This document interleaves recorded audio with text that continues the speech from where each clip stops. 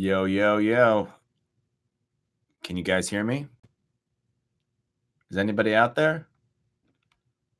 Damn, I'm really bright again. Gotta fix that. Every single time. Hey, Rick. Okay.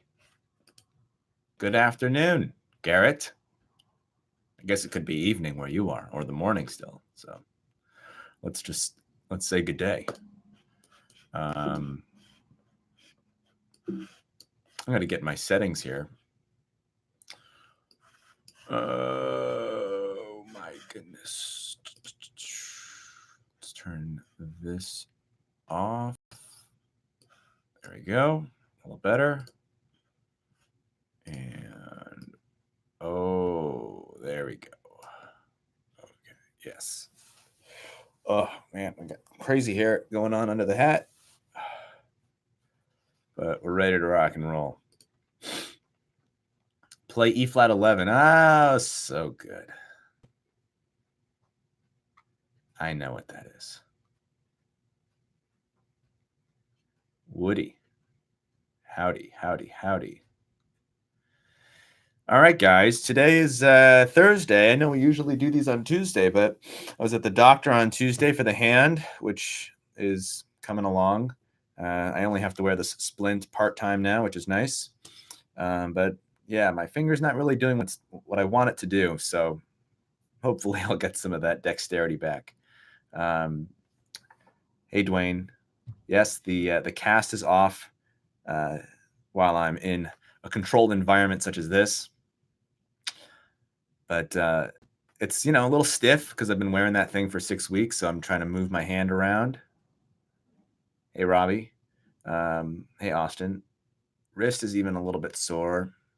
Yeah, this finger, it's kind of lazy. It's like, I don't know if you guys can see this.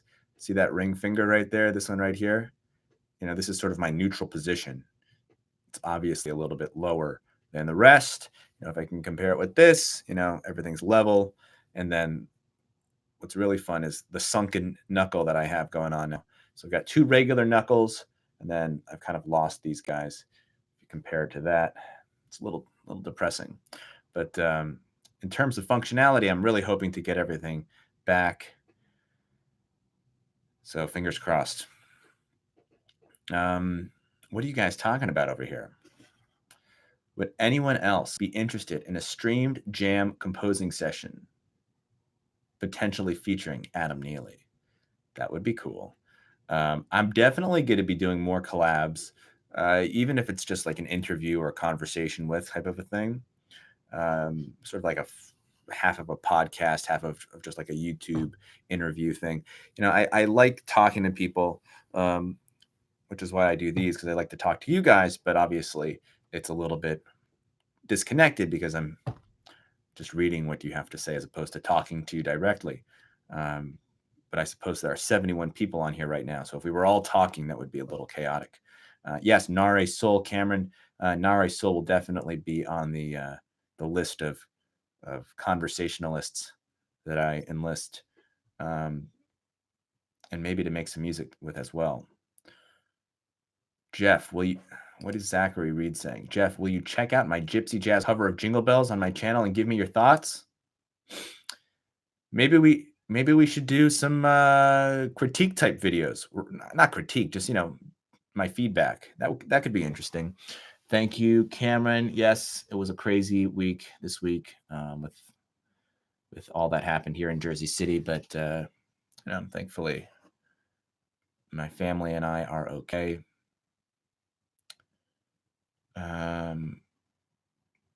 The Avengers, but with musicians. I like that.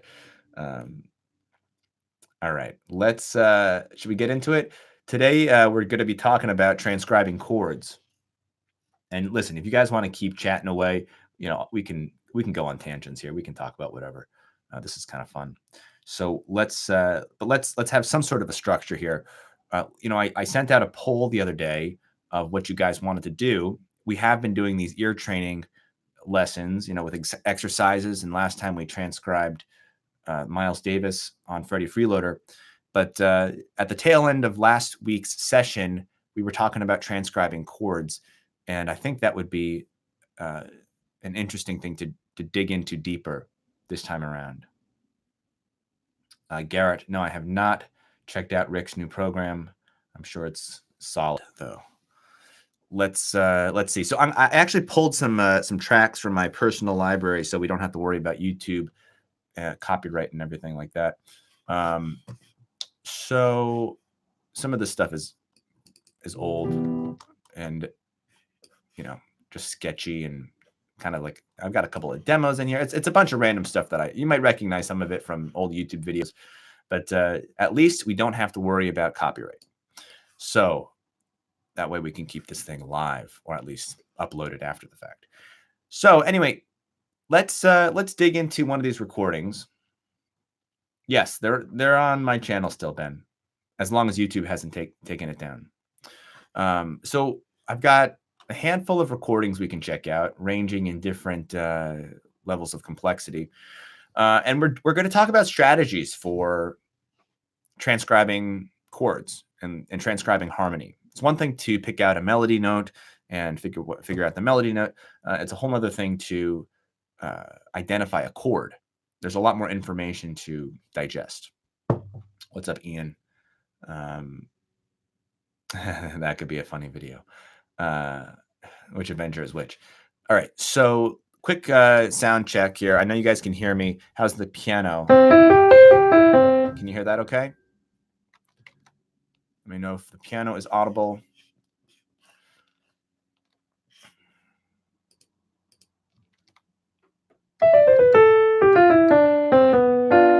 Yes. Okay. We're going to be talking about actual chords in addition to chord functions. You know, the process is very much related. You know. Yeah. So let's. It's loud. Thank you, Dwayne. Good volume. Clipping. Really? I don't know. It's probably just YouTube's compression.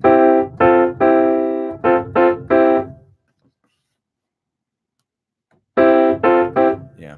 All right. So that's the piano, and now we have to check iTunes because that's where I'm going to be playing some music here. So let me know if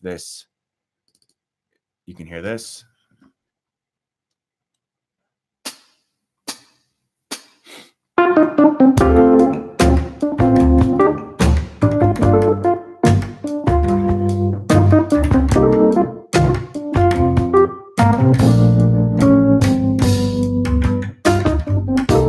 Can you guys hear the audio there from the track? Cool. Good. All right. So we're in business here. Why don't we, I don't want to start with that one. That one has some interesting chords, but maybe a little bit too interesting to start. So we're actually going to start with this track, and we're just going to kind of transcribe it together and talk about strategies for doing that. So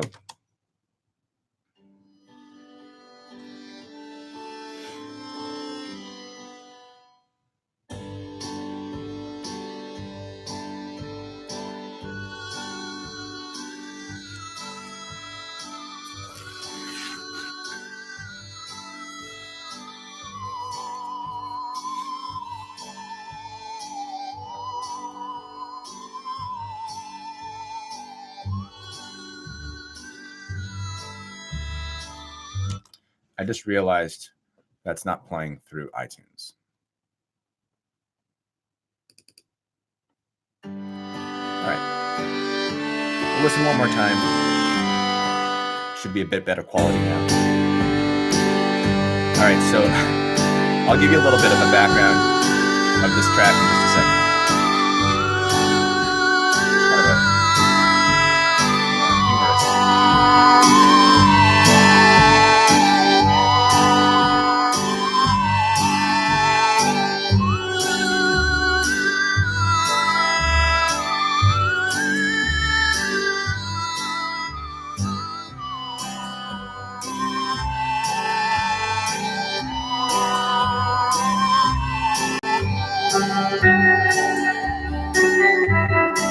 Okay, I'll pause it there. We'll keep listening.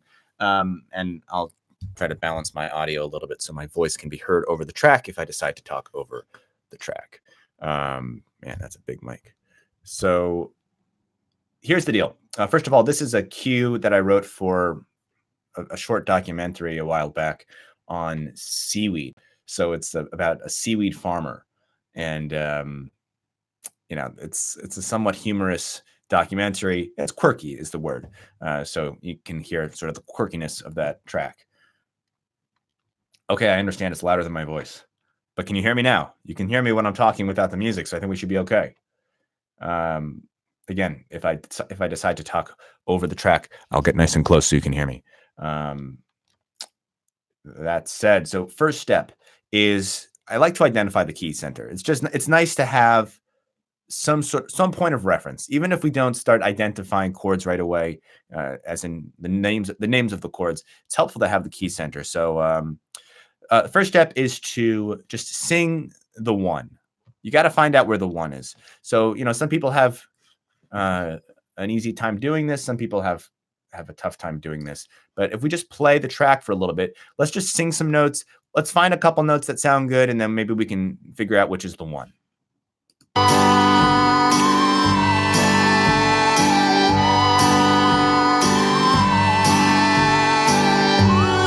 Okay, so the first note in the melody is right here. Okay, this is the first note of the melody. So a lot of people grab onto the melody note as a note to figure out the key center. That's fine as long as you then sing down the scale. Da da da da da da da. Okay, so now I'm at 1. Again, it doesn't matter that much if you are unable to figure out the key center right away. Just find a note that sounds like it fits the chord or the melody or the key, and then you have to figure out, okay, is that note that I'm singing, is that note that I'm hearing the actual key center, or is it some other note? There are going to be other notes that sound good within a particular key, but that doesn't mean it's the key center. So for instance, the 5 will sound very stable, but it's not the key center. So 5 would be right here. Again, I would go down to the 1 until I get to the 1. So singing down the scale is a great trick. That's lesson number 1. Okay, so the note that I sang in the melody was up here. All right, so now we know where the key center is, right here. All right, I'll sing that note along with the recording. You can hear how it fits. 1 is right here. The 1 is right here. Okay. So that's the 1. Now we have to figure out what note that is. So. Okay, so I just played a C at random. Now here's a way we can make this even more interesting. If that's a C right there, and that's the 1 right there, what's the 1? Basically, when I play this note, yes, I know it's a C because I'm looking at it, but I'm also hearing the scale degree, the color of the scale degree. Over the past few weeks, we've been talking about the color of notes within a key. And when I hear this note right here in the context of, you know, that kind of a thing, I'm hearing 4 right there. 4 right there is a 4. So that means that this is 1, 4, 3, 2, 1. Okay, so I played a random note on the piano, and I used that note to give me the key center. So I knew C was 4. That means G is 1. So we know we're in the key of G. Okay, we have the key center. Boom. It's in G. Everybody with me so far? Next question. Is it major or minor? That's a really good place to start after you've determined the key center. Is it a major key or a minor key? You might be able to tell this just by hearing the song, and if you're familiar enough with the sound of a major key versus a minor key, you can just kind of know it and say, okay, it's G major or G minor. If you're not able to do that, go to the piano, go to your instrument, whatever it is, and just play the note that determines whether a key is major or minor, right? If it's major, it's going to have a major third, which is the B natural. If it's minor, it's going to have a B flat. Okay, so then we can play the track again and play B or B flat over the track and determine which sounds better. Okay, so there's the B. B sounds good. Here's B flat. Okay, so the B flat's pretty ugly, which means we're going to be in a major key here. So that's a couple of different strategies to figuring out the key center. We're in G major. Now, next thing we have to do is start figuring out the chords. Now, there are a couple ways to do this. The ideal way to do this as we've been discussing the past few weeks, is to go by feel, to go by color. Does this chord sound like the 4 chord? Does it sound like the 1 chord? Does it sound like the 5 chord? Does it sound like the 6 chord? You need to start to get to know the personality, the color of each one of these chords. This is a little abstract, but it is the fastest way to get, well, it's not the fastest way, but it's the ideal. It's what you should be striving for in terms of ear training, because there's no mental calculation involved. You hear the sound and you can identify it. You don't have to, for instance, go through the process of, okay, if I play G major and then I play this note, okay, I can either hear that this is the color of a third, meaning it's B, or if I can't do that, then I have to go, okay, this is 1, this is 2, this is 3. Okay, now I know it's B. So there's some extra steps involved when you're having to, quote unquote, calculate the interval or calculate the scale degree versus just identifying the color. So ideally, we're just identifying the color of individual notes. Same goes for individual chords. But if you can't do that, the next best thing is to find the bass note, because oftentimes that bass note is going to give you a really big hint as to what the chord is. So let's first listen to the beginning of this track, and let's just start identifying some colors.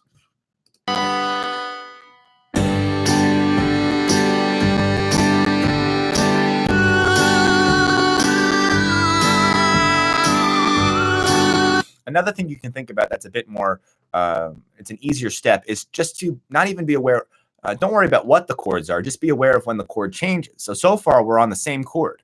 We've been on the same chord. Yes, the extensions change a little bit. The quality of the chord shifts slightly from like a major 7 to a major 6.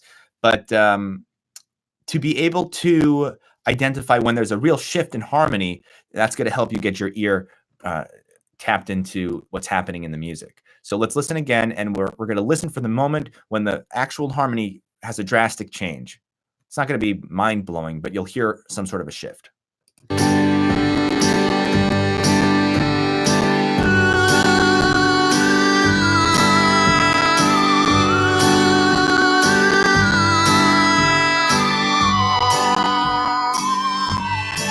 still. Still the same chord. You can hear that bass hanging out on a G. Okay. So now we've moved somewhere else, and the big clue is that bass. We're going from this boom, boom, boom, boom, sort of this classic like 1-5-1-5-1-5-1 bass line, and then we finally go to the next chord, and I won't identify what it is. Benjamin just did, though. It's the 4 chord. Now, one other thing I want to point out is just because the bass is going bum, bum, bum, bum, that doesn't mean we count each one of those bass notes as a separate chord. Especially when you get into jazz music, where you have a walking bass, where there's lots of bass notes per chord. You're not going to identify an individual chord for each one of those walking bass notes. You kind of just like, you have to combine all those notes into one chord. Most of the time, the downbeat of the measure or the strong beat will be the root of the chord, or at least a note that is aligns with the chord in a significant way. No, I don't care if you guys can write whatever you want. Okay, let me see if you guys ask any questions. Is it important to be able to identify inversions? It's helpful, but I don't think it's as important as being able to identify the colors of scale degrees and chords. Okay, so let's keep going here. We go to the 4 chord. Let's keep listening.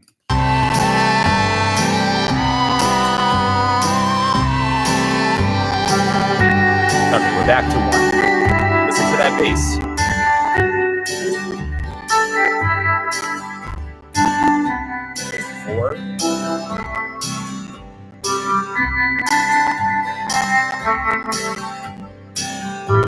Okay, another shift. So what do we have here? Again, if we can identify the color, that's great. If not, at least try to hear that bass note.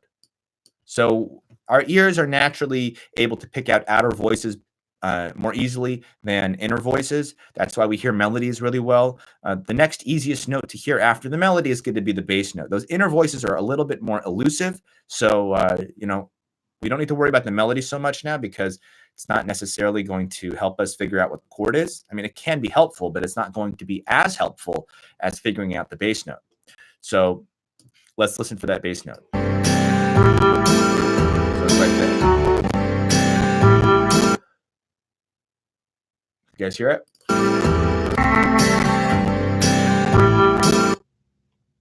I'm getting some sixes. E minor, A minor, bum. Let's listen again.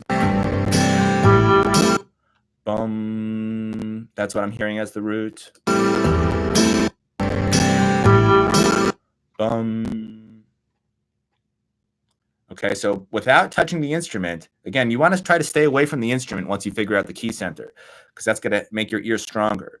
So if this is the one and this is my next note that I have to figure out, okay, so 1, 2, so it's the 2 chord.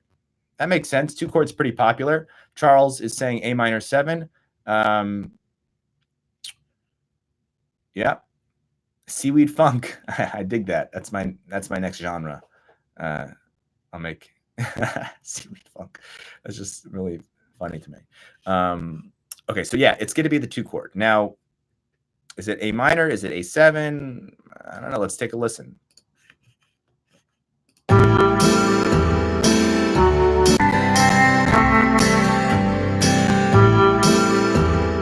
Okay, so now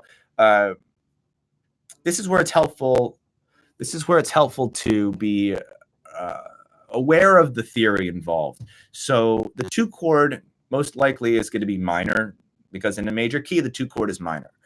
Fine. But sometimes you're going to have exceptions where the 2 chord is going to be a major chord. So you have to be aware of those exceptions, but it's helpful to know the most likely answer, right? The process of elimination is helpful. That's, you know, why it's helpful to learn theory, because if you are trying to figure out a melody, or if you're trying to figure out a chord progression, to know what your likely suspects are, it's going to make the process faster. So let's go to the piano. Let's double check. Okay, it's an A. And look, one way to do this is just to, you know, play both. Play A minor, play A major. See which one sounds right.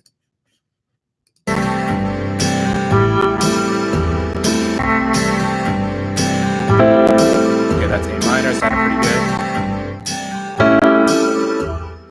All right, so the A7 or the A major could work, but that's not what's being played. If you listen to the guitar, you'll hear that minor chord.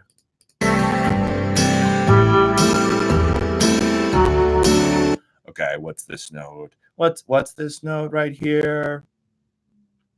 This is the next chord. Remember, 1 is right here. Remember, 1 is right here. So what's this? Benjamin's saying it's the 5. Does everybody agree, or do we have any disagreements?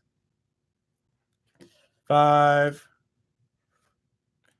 Yep, everybody's coming in with 5s and Ds. So yes, it's the 5 chord. So what do you know? It's a 2-5. And then we go to 1. Now to hear 1 and feel like we've arrived home is what I'm talking about in terms of the color identification or the color association with chords.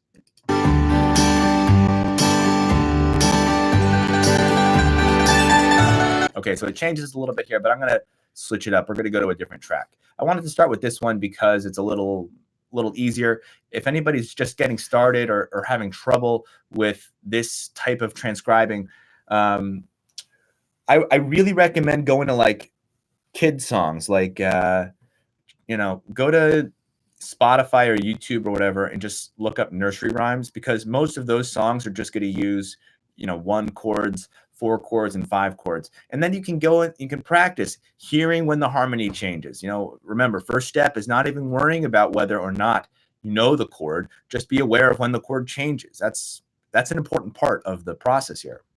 And then once you can do that, then you can start to determine what the actual chord is. Nice emoji there, Luis. Oh my gosh. You see, my hair is just getting so long that I got to wear a hat. I'm trying to grow the hair a little bit longer. We'll see if that lasts. Okay, let's put on some more advanced music, a little bit more harmonically interesting. Let's see, we could do this one. I'll give you a choice.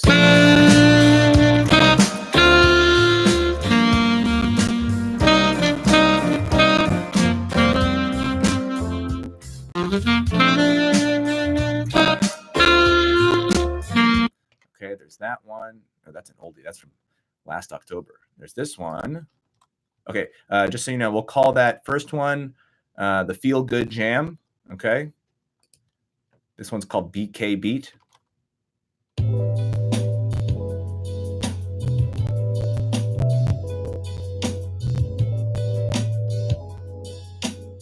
Okay, that's BK Beat. And then the last one is Soulful Jam. We'll just call it 1, 2, and 3. Okay, so this is number 3.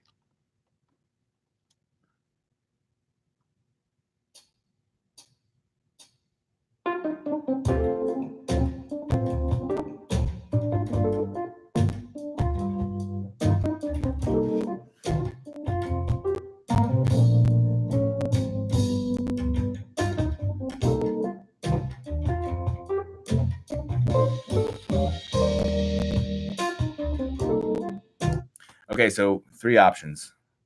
Just type in 1, 2, or 3.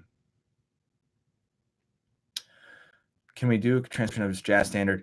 Yeah, I mean, we can do it. The problem with putting on a jazz standard is that, you know, you run into the issue of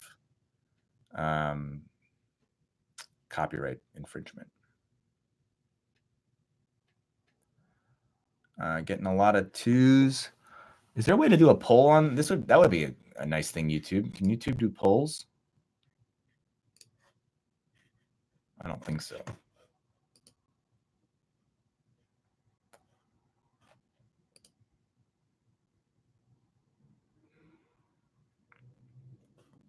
I have to add all these up.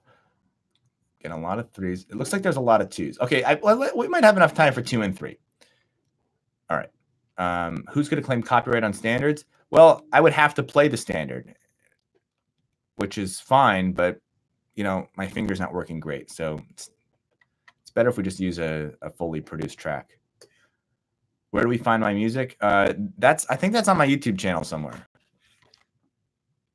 I want to say if you look in the archives from April last year, you might be able to find that somewhere. Okay, so we're gonna do 2 and then we'll do 3. We should have enough time for both. So which one was 2? Was it this one? BK Beat? If I use a recording of a standard, then I'm gonna get hit with the copyright, and it's not gonna. Yeah. Anyway, it's the same process though, and these chord progressions will be more aligned with that of standard.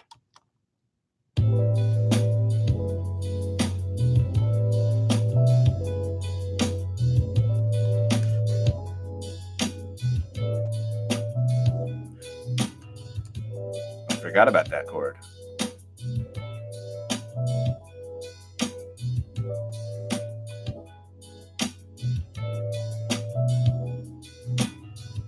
Okay, so it's just a loop, which makes it easier. By the way, when you are transcribing a longer progression like a standard, it's helpful to just work on a couple measures at a time.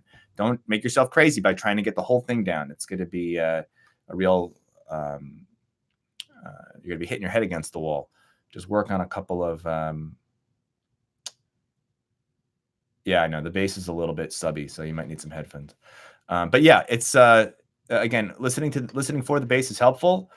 This one's a little bit more challenging because the key center it's not as defined. You know, we're working with more non-diatonic chords here. So this is an instance where I definitely would be listening for the bass.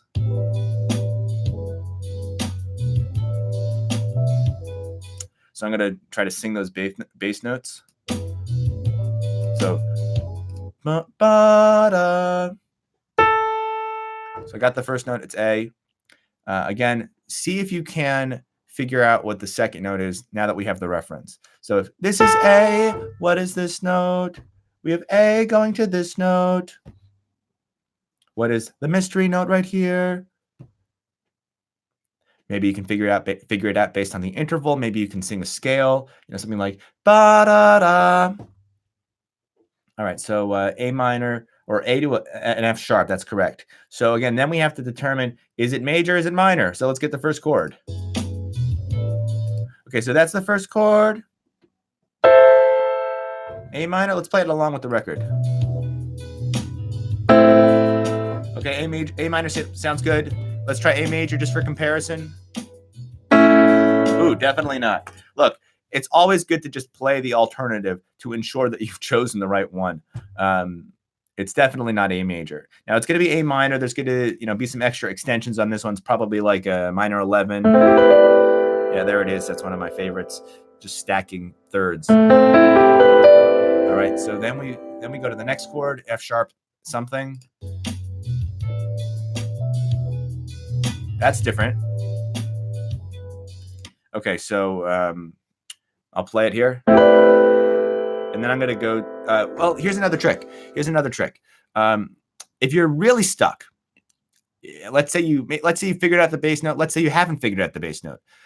At that point, you can start to pick out other notes in the chord. This is an important step. Sometimes you're just going to be working with a chord progression that's really wacky or a voicing that's really out there. And at that point, if you're not able to identify the color of the chord, if you're not able to identify, let's say you have the bass note, let's say you don't have the bass note, either way, you're still stuck. At that point, you're going to want to start to pick out other notes that you can hear. Get the melody note in there. See if you can hear some of those inner voices. And then you can start building the chord up. There are times when I'll be transcribing like a live recording and, let's say I can't, it's like sort of a chord that comes out of left field. Maybe it sounds familiar, but I can't put my finger on it. Maybe the bass is a little obscure because it's a live recording and I can't hear the bass that well. Whatever the case may be, at that point, I'm going to start picking out any notes that I can and I'm going to try to assemble the chord based on the parts of it. So that's the first chord. And I know this is the top of the next chord. And I know I have an F sharp. So this is where we can start using theory. If we have an F sharp in the bass and we have a B in the top voice of the chord, that starts to limit our options a little bit. Again, knowing some theory to help you with the process of elimination is helpful. So what do we know it's not going to be? What do we know it's not going to be?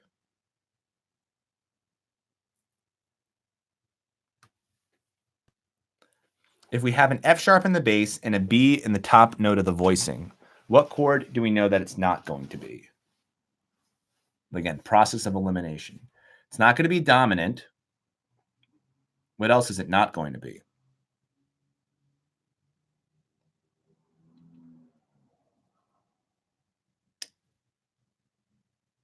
It's not going to be major. Okay, so that's going to eliminate some real potential. It's not going to be augmented. Yep. All right, so we're starting to eliminate some of those, some of those big hitters, major chords, dominant chords, and so on. So we know it's F sharp. We know it's not going to be F sharp major. So what could it be? If you have a B in the melody and an F sharp in the bass, we don't have to worry about fancy extensions or anything. Let's just focus on like your basic chord forms, like triadic chord forms. What could it be? It could be F sharp sus. Yeah, because the B is the sus4. What are some other options? Again, you might already know what the chord is, but the point is that we're going through strategy here for when you don't know what the chord is in the future. Could be F sharp minor. Okay, so I think F sharp sus or F sharp minor is, those are two very likely options. Charles says he hears, but I hear that D sharp. I'm not sure there's a D sharp in there, actually, Charles. Dwayne is saying B is the root of F sharp. B is root, F sharp is the 5. So the F sharp is actually the root. We've determined that F sharp is the bass note. Benjamin is saying that the chordal, maybe a chordal thing, possibly. But let's try some of these options. I think F sharp sus and F sharp minor are a great place to start. So here's our first chord, and then here's F sharp sus. Okay, not bad. Let's try a minor chord, F sharp minor, meaning that the B is going to be the 11. All right, I think that's the one. Especially knowing me, just using the same voicing down a minor third, that's very that's not out of character for my music. That's another thing to think about, is what's in character for that particular composer or that particular genre or that particular time period in which the music was written. These are things to be thinking about. Some progressions are more popular in different genres, different time periods. All of this information is helpful. This is what it would sound like as a chordal voicing, something like this, maybe. It's a cool sound. It's just not the one from the recording. Okay, so if we're going to use Roman numerals, it's got the signature Jeff Stank. All right, so it's F sharp minor 11. That was the answer there. Now, in terms of function, well, that's where we have to decide, like, what key are we in? It's hard to tell. It's hard to tell because, listen, F sharp minor is not in the key of A minor, right? F sharp minor has a C sharp in it. A minor has a C natural in it. So we're talking about non-diatonic chords here. But there's one more chord we have to figure out. The A is in the bass. So when I play this voicing here, there's actually an E minor in this chord. Or, well, it looks like an E minor. But underneath that shape, I'm playing a C and then an A on the bottom. So that voicing does contain some other shapes that look familiar, but ultimately it is an A minor 11 chord going to an F sharp minor 11 chord. Now, there is one other chord in here. Yeah, it's hard to hear it without headphones on this particular recording just because the bass is really subby. So you probably need some decent speakers or headphones. Again, this is an oldie. This is from 2015 before I learned how to mix. I still don't know how to mix, but if I had done this in 2019, I would have boosted the mids a little bit so you could hear this on a phone or a laptop. Okay, so there's one other chord in here we have to figure out. It's right there. Okay. Okay, that one right there. Listen again.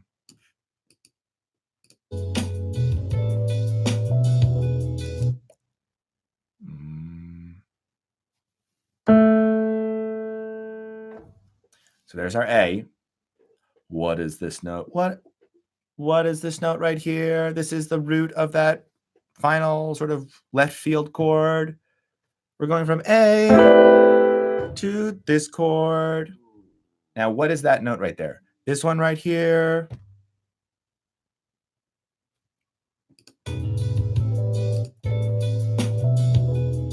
This one, da da da da da. We've got some B's, we got an E. Which one is it? A is right here. E is right here. A is right here. E is right here. Jules says it's E.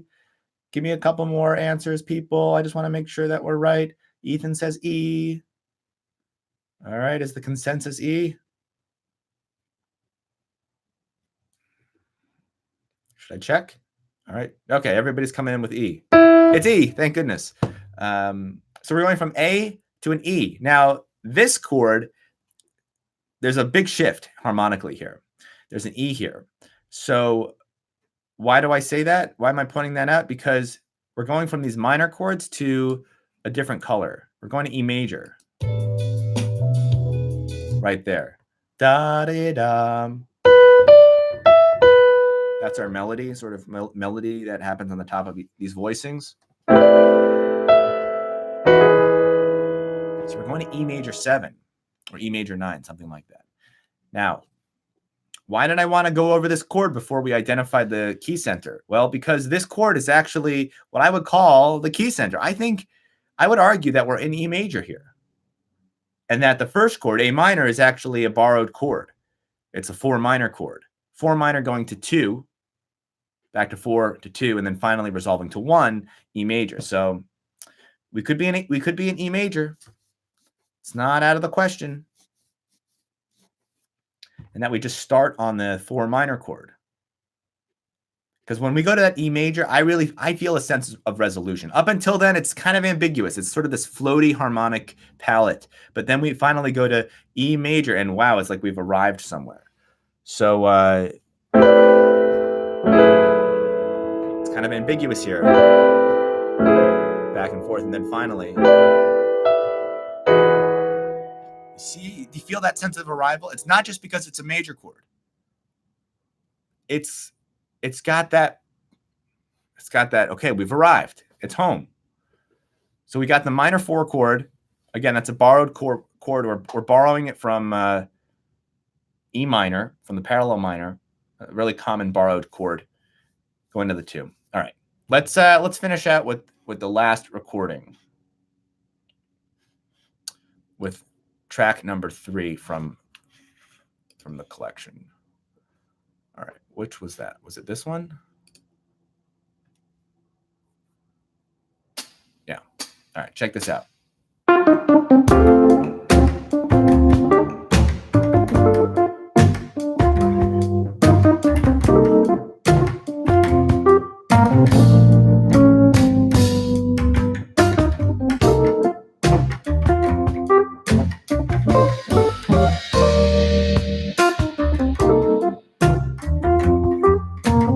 Okay, so first things first, get the key center. Look, we could go through it and just identify each time the chord changes. I'll leave that to you guys to practice on your own. Definitely has a Wolfpack vibe. This was in 2018 when I was very much into Wolfpack. I'm still very much into Wolfpack. But anyway, let's all sing the 1. And by the way, if you listen to the end of the song or the end of the section, oftentimes that's going to give you the 1. I think more often than the beginning chord, the first chord. You know, a lot of the time people will assume that the first chord of the song is actually the key center. Not always the case. Often not the case. Sometimes it is. Sometimes it's not. However, the end of the song, the end of the section, especially in jazz music and jazz standards, that chord will be the key center, because of course it's at the end of the section, at the end of the tune, that you've arrived. And I keep using this word arrived because that's how I think of chords. I think of them in terms of arriving somewhere or transitioning somewhere. So the end of the section sounds like this. Okay, we go right there. The chord clearly states it's this note right here. Okay, so if that's a chord, I'm going to play a random note. Okay, I played an E. So again, this is going back to the ear training exercises that we've done in the past. I hear this note. I hear it in the context of the key that we just played, of the song we just played. And to me, it sounds like the sharp 11 or the flat 5. It sounds like an E natural to me. And if I'm hearing this note right here, which has the sound of a tritone, it has the sound of the flat 5. That means this is the 5, and that means this is the 1. So if E is the tritone, then B flat is the key. We're in the key of B flat. Is it B flat major or minor?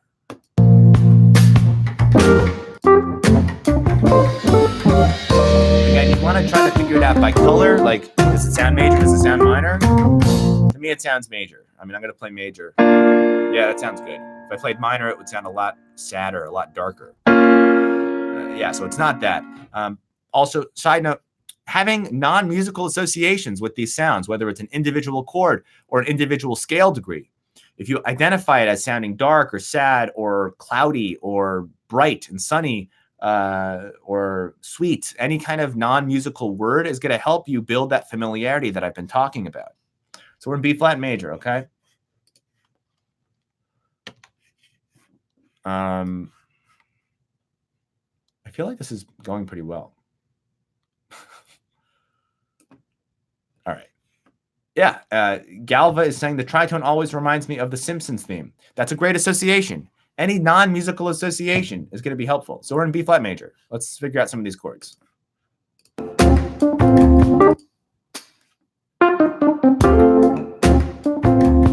Okay, so we're starting. It sounds kind of minor-y.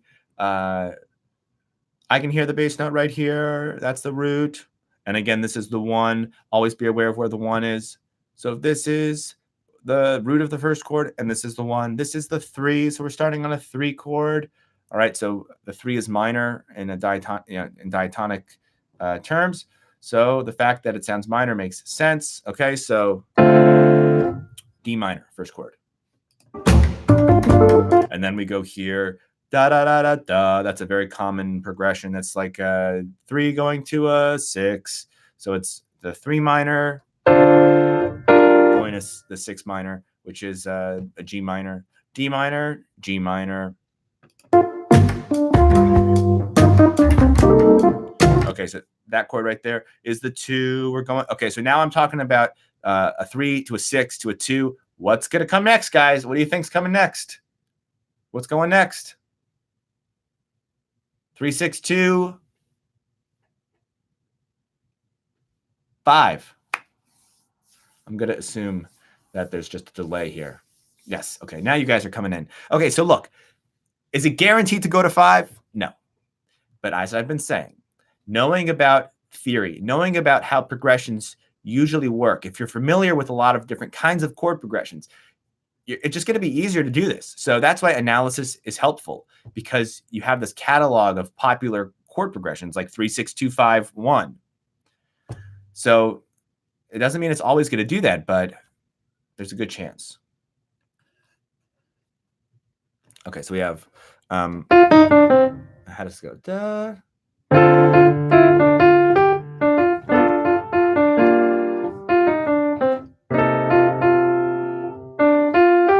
There's the 5 going to 1, and then it does this sort of descending thing. Again, that's pretty common. That's sort of a fancy chromatic transition to get from 1 to 6. This kind of thing. So that chord, though, the one I just played, da da da da, it's not G minor. We're not going to 6. We're not going to a diatonic 6. We're actually going to G7. And there's a couple ways we can determine that. One is by listening to that top voice of the chord. It goes to a B natural. Obviously, B natural is the major third of G. And the other clue, it's a mystery, where it's a puzzle. We have to put together the puzzle, and the clues of theory and sound and all of the experience that we've had listening to music helps us put together this puzzle. And when I think about the chord that's coming next, which is D minor, which is C minor. Right, so there's the 2 chord again. It makes perfect sense that G7 would precede C minor because it's the secondary dominant. It's the 5 of 2. So we have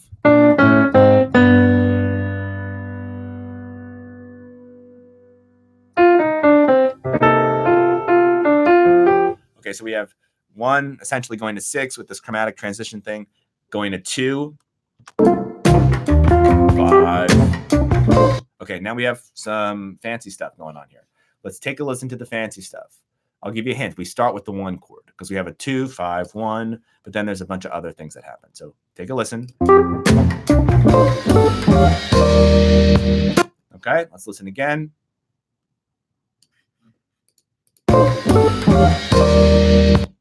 So at the very least, let's figure out, yes, it's a C minor 7 with a natural 13. Exactly, Charles. So at the very least, let's figure out, you guys asking anything important here? Let's figure out where it goes. Where does this sequence of chords eventually end? If you can get the bookends, filling in the gaps, it becomes a lot easier. Again, because you can use theory to help you and a bunch of other things. So we end on this chord. Let's figure out the last one. So we end on this chord, which is, if this is 1, this is 4. We end on E flat. Yes, Ethan. We end on E flat major.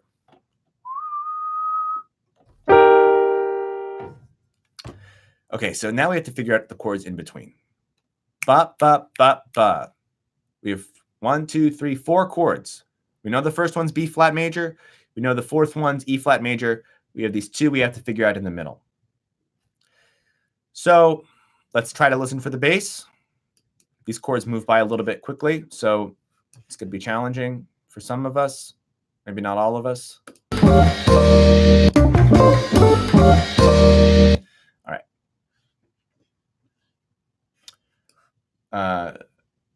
Somebody's saying, I use Song Surgeon to slow them down. Listen, slowing it down is not the end of the world. I mean, especially when the chords are moving by quicker, it can be helpful to determine what the notes are.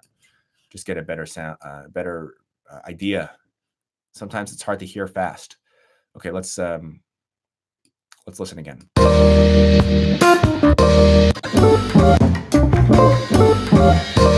So I'm going to listen to the bass first. Let's say you're not able to get the bass. At the very least, let's get the melody.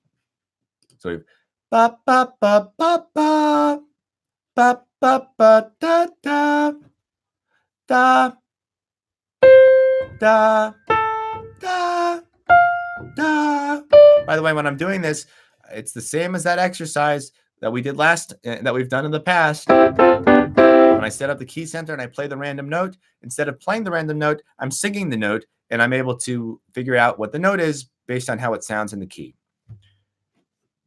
Okay, so ba ba ba ba ba. So there's the E flat. So we have.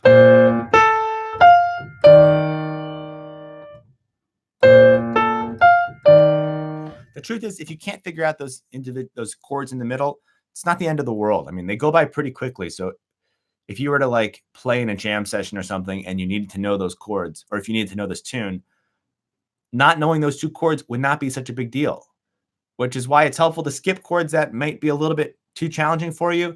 Get the arrival point, get the landing point, and then when you have time, go back and figure out those inner chords. All right, but let's listen to the bass one more time because that's going to help us figure out the chords. So I'm hearing bum, bum, which makes sense.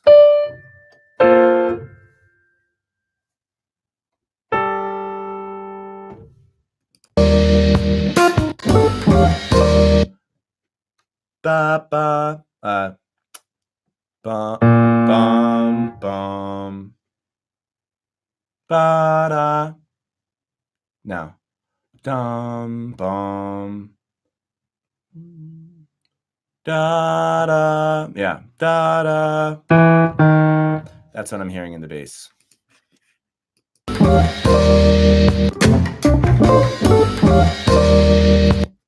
Okay, so if we put the outer voices together, we get this.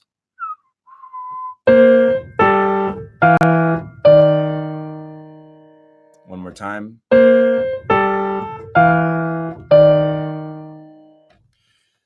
So let's see if we can figure out these inner voices or these inner chords. Yeah, the bass is B flat, G, E, E flat. We're in the key of B flat major.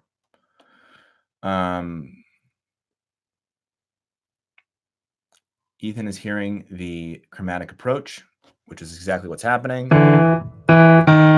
E down to E flat. Now we have to figure out the chord qualities because it sounds kind of wacky. Here's B flat.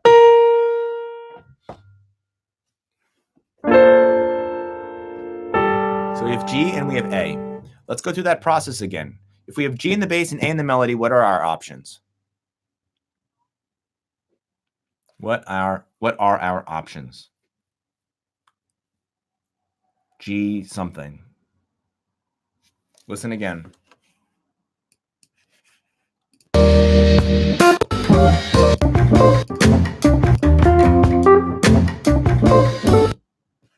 Also, that pause button is your best friend.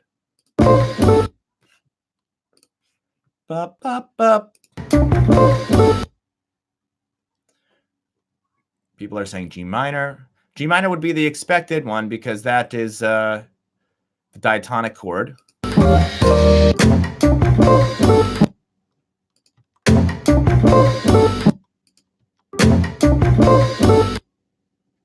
All right, so let's try G minor. That doesn't sound bad, but it doesn't sound right.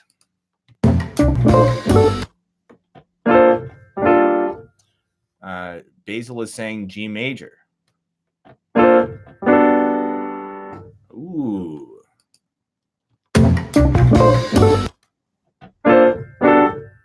Major 7, people. So this is a curveball, non-diatonic chord. This is where it's helpful to just try things out. If minor doesn't sound right, okay, maybe it sounds okay, maybe it doesn't sound right though. Try major 7. Try dominant 7. Let's hear what dominant 7 sounds like. Okay, dominant 7 doesn't sound bad, but it doesn't sound right.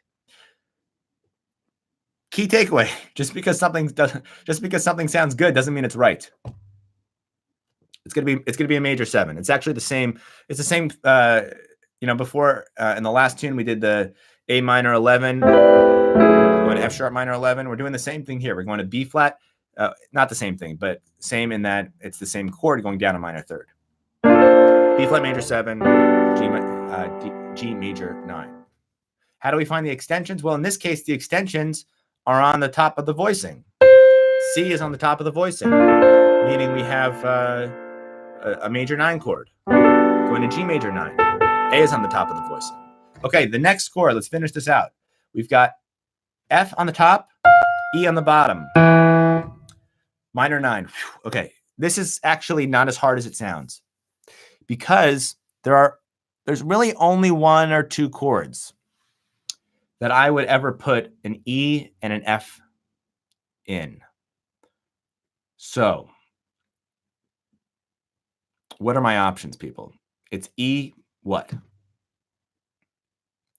Let's break it down into your 3 categories first. Major 7, minor 7, dominant 7. Major 7, it's very unlikely that we would have a flat 9. Minor 7, not totally unlikely. I mean, that kind of gets at like a Phrygian sound, but not as likely as a dominant 7 with a flat 9, because E7 flat 9 is a very common chord. So E7 with a flat 9. Exactly. That is the answer. And it makes sense because we're going to E flat major. So what do we have here? We have a classic case of what? What is this called in harmony when you go from an E7 to an E flat major 7?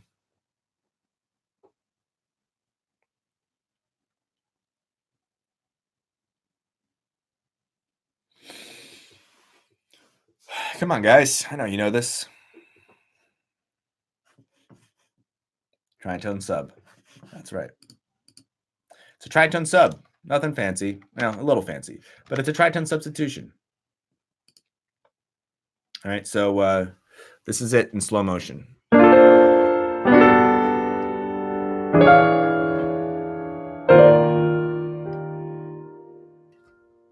Okay. E7. I think I probably have a 13 in there as well. So this kind of a voicing. E in the bottom, then a D, then a G sharp. C sharp is your 13, and F is your flat 9. Followed by E flat major 9.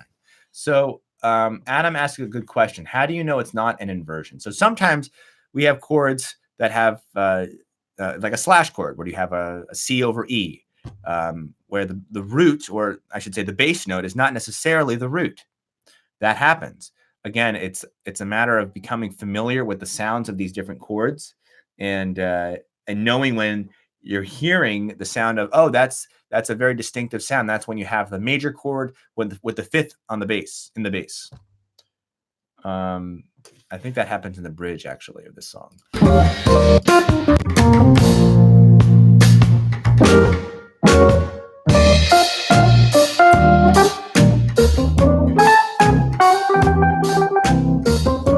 Okay, right there.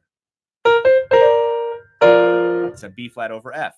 It's the 1 chord with the 5 in the bass. Now, how would you figure that out?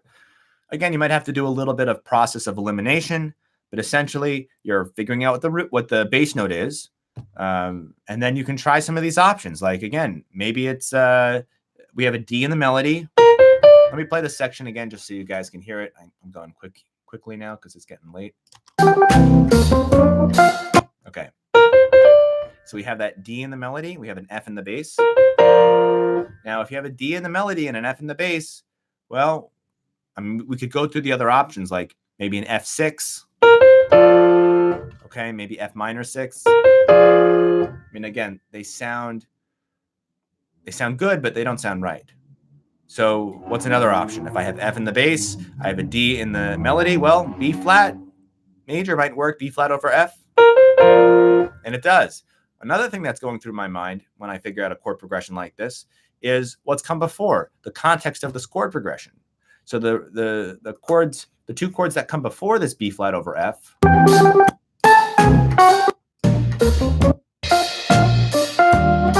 E flat major. So you have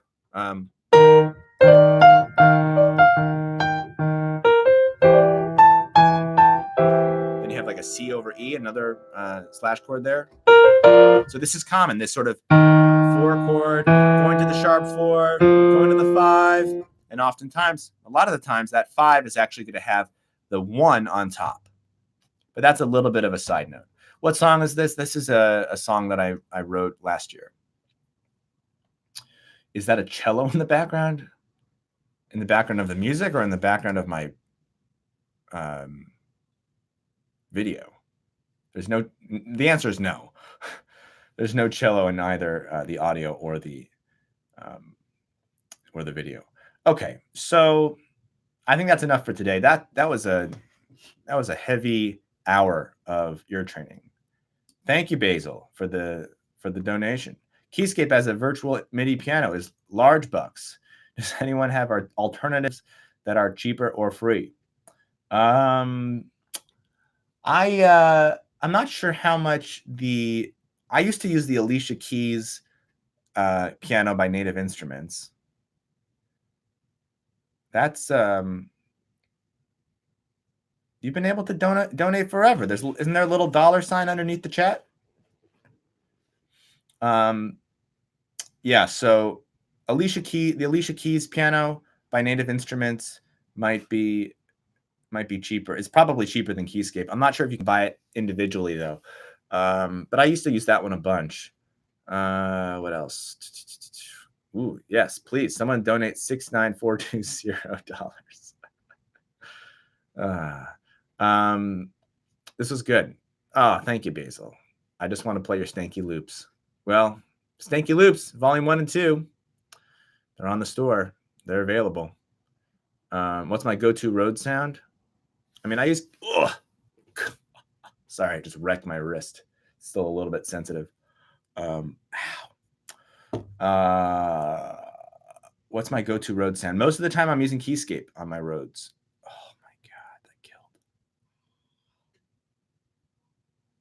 All right, I'm gonna go ice my arm. The next live stream will be on Tuesday next week. Let's.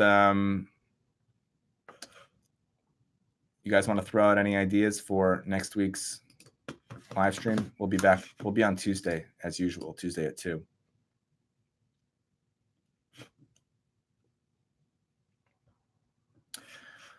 So throw out some ideas. You have to turn your head sideways. What did I do to my wrist? I broke my hand, and I've been wearing a splint for the past 6 weeks, so my wrist is a little bit stiff. Send some homework. Your homework is to listen to, depending on your level, listen to music and figure out the chords.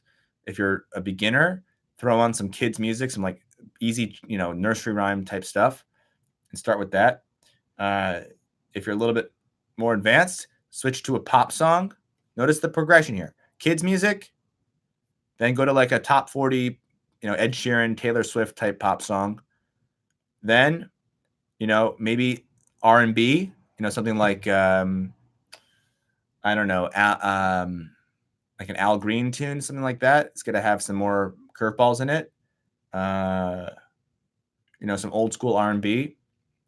Then you can move to like maybe a jazz standard would be a good progression. After jazz standards, then maybe like if you wanted to switch it up, you could go to like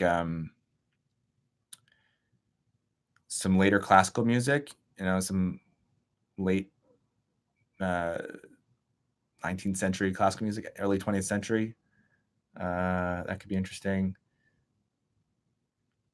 And then, just go into music that you dig, that you want to learn how to figure out what the chords are and do that. Okay, so I'm getting some suggestions here. More transcription would be good. Reharmonization would be good. Yep, I like that. Reharming a pop tune, maybe. Some Doobie Powell. Oh, yeah. Reharm of Twinkle, Twinkle, Little Star. That's always fun. We want you to play an instrument you don't know next Tuesday. Honestly, every instrument in this studio right now, I feel like I don't know how to play because of my injury. I can't even type on my keyboard. It's pretty sad. Non-diatonic, finding octaves or extensions. I'm not sure what you mean exactly by that. Hallelujah. All right. Couple more suggestions, guys. I think reharm Basil. Thank you so much. Your generosity is appreciated. Seems to me that the proper jazz improv requires simply memorizing all the different scales and all keys. That's part of it, but definitely not simply just that.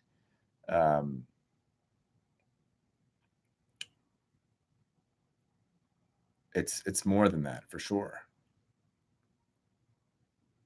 If I could teach you how to Jacob Collier, Benjamin, then I'd be Jacob Collier.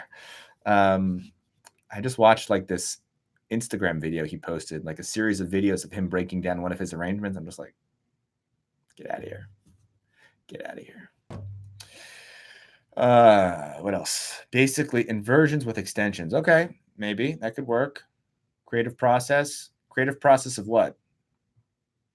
Tips on trying to figure out complex piano chords on the guitar. It's interesting. Yeah, the Moon River live stream. Exactly. I didn't see the full live stream. I just watched like a cut up version of that. It's mind blowing. How I create chord progressions, like where the ideas come from. Okay. So it sounds like a lot of people want to hear the process of reharmonization, which is a lot like coming up with a chord progression. I mean, it is coming up with a chord progression. Analyze a film score. That's interesting.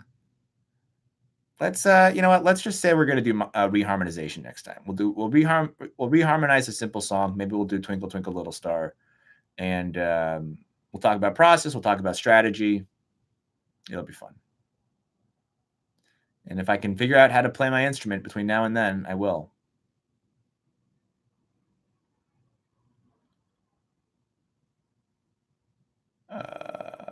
How to write melodies from given chords as the mirror of reharmony.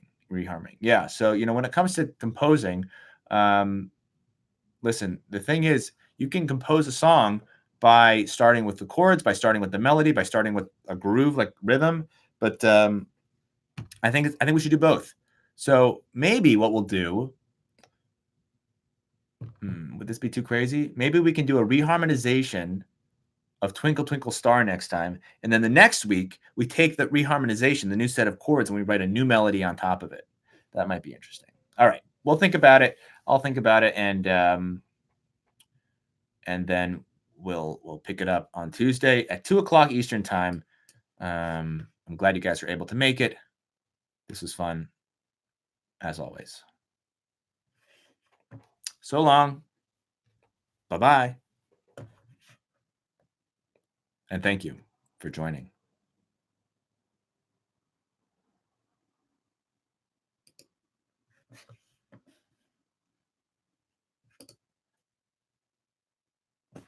What are you guys writing? Please see the idea? How I approach improv on R&B tunes. I have videos like that, Benjamin.